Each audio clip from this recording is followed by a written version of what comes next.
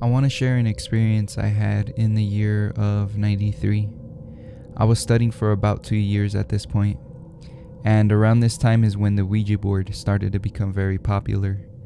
They even sold them at some of the malls, which is where one of my classmates bought hers. Her attendance started to drop, so asking her parents, they told us she had started to see things and that her weight dropped drastically, which is also concerning. The parents decided not to say too much on the matter, so we never knew anything else after that. One day, when I went to school, it was a normal day like any other.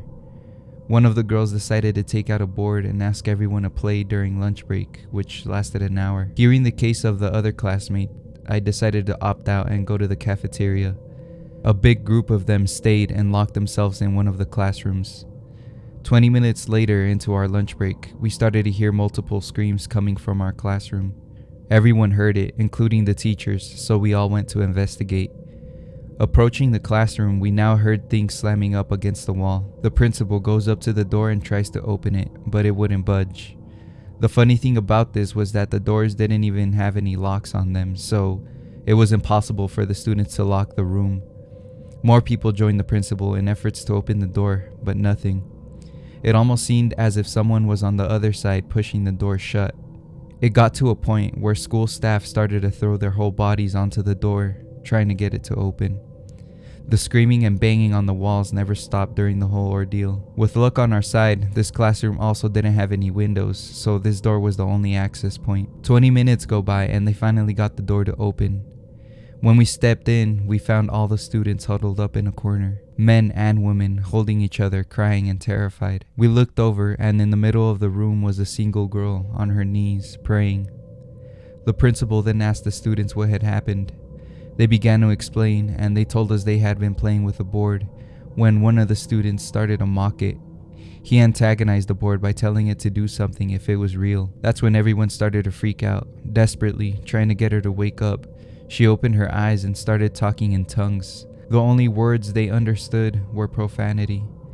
Then objects in the room started to fly and slam up against the wall. At one point, they noticed this girl come back to her senses, and that's when she kneeled down and started to pray. I should mention this girl was very religious, so this was her immediate reaction. Things started to calm down, and talking to the girl after the fact, she told us that she had passed out because she had seen a woman inside of the classroom dressed in all black. That's when she lost consciousness. The school staff then called the ambulance and took her to the hospital. A week later, we noticed she had not been coming back to school. We went to the principal to ask if they had any idea on her whereabouts, to which he told us that she didn't want to come back to school after the scare. He told us that she got very sick and time again she would still see the lady in black. Not to mention, she also started to lose weight like my other classmate. We came to a conclusion a possession had taken place. Later on, we heard the only way she was able to recover was through the help of a father. She never came back to school and eventually moved to another state. I advise everyone listening to this to know you are opening doors when playing that you don't want open. One more thing is that years later I stumbled upon one of the guys who was in that room the day this happened, and he told me that his younger brother attended the same school years later.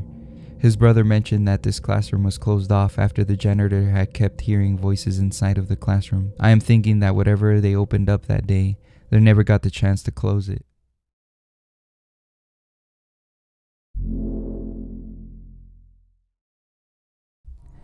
At first, we heard voices, then we saw little kids, and eventually we started to see a monk. It wasn't only me who saw him, my whole family had seen him at this point. We lived in a house, and every time we tried to put it up for rent, nobody would last a week. We have had the house blessed, and on more than one occasion, the father would sprinkle holy water around the house when we saw it evaporate immediately. That's when we knew we were dealing with something very powerful. We started to see this monk. We left the house that very same day and stayed in a hotel. We decided not to take anything with us. My wife didn't even want to take the dog's food bowl, in fear that this entity's energy would come along with. We had to call another father to help us on the next day, which was unsuccessful. As soon as he stepped inside the house, not 10 seconds go by, and this thing starts to choke him. He was so scared that he almost died of a heart attack, and had to take him to a hospital, forcing him to retire. To this day, the house remains empty. No one wants to buy or rent the house, not even striking a deal by lowering the price to $500, way below the house's value. I later realized no one wanted to buy the house due to several people seeing this monk through the house windows. This entity had taken many forms. On one occasion, I had seen it take the form of a little girl. I remember I had people working on my roof, and one of the workers had jumped off the roof. He later told us that he jumped off because he had felt a tug on his leg, and when he turned around, it was a child with his face all torn up. This house started to become a problem.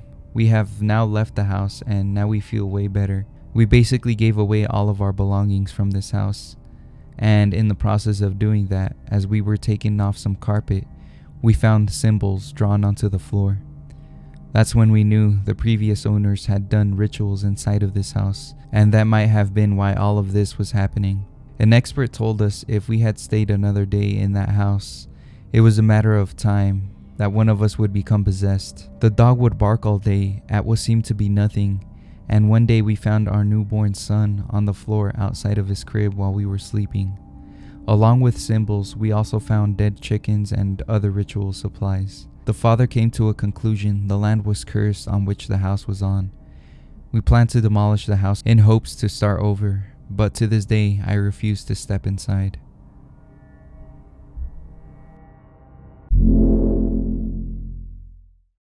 When I was attending school, I never liked to be with a crowd that always wanted to cause a ruckus, so most of the time I liked to be by myself. I would even walk home alone. Now, I took a back road most of the time where I would eventually cross a river to get to my house. I remember this specific day. It was pouring. I went to night school, so it was a little late, and I was approaching the bridge to cross the river.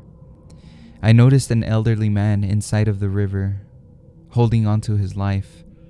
He told me to help him, that he had been stuck there for a while, and that the water was going to take him away. Without question, I rushed to help him. Not wanting to jump in the river in fear of drifting away with him, I tried to find a way to hold on to something and pull him out. I managed to get him out somehow, and once we were out of there, he told me, "I hate to be a bother, but could he help me with something else?" I said, "No problem at all. What else can I help you with?" He asked for a bottle of water to rinse out the nasty river water he had gotten in his mouth. Luckily, that day, I had taken several waters to school because I had physical education class. I reached into my bag to grab the water, and when I looked up to give it to him, this man was gone. I was starstruck and looked around to see if he had walked away somewhere. He was wearing traditional clothes, so he would have stood out, but I never found him, so I went home. 4 years later, I started working as a security guard in a laboratory, so we had to stay in good physical shape. I was running track with a couple of friends when I suddenly fell, hitting the pavement pretty hard. The funny thing is, when my friends rushed over to help me, I didn't have a single scratch on me, not to mention any pain. My friends made fun of me, saying if an intruder ever came, I wouldn't be able to keep up with him, when suddenly a woman comes up to me, who also worked there, and told me someone had wished the worst for me, but not to worry because I had a protector with me. At first I brushed her off, but as she was describing this protector, to my surprise, it was the same man I had saved from the river all those years ago. She told me he would give his life for me. It surprised me because I had never told this story to anyone else. Nowadays, when something bad is about to happen, I now feel a sensation I cannot explain.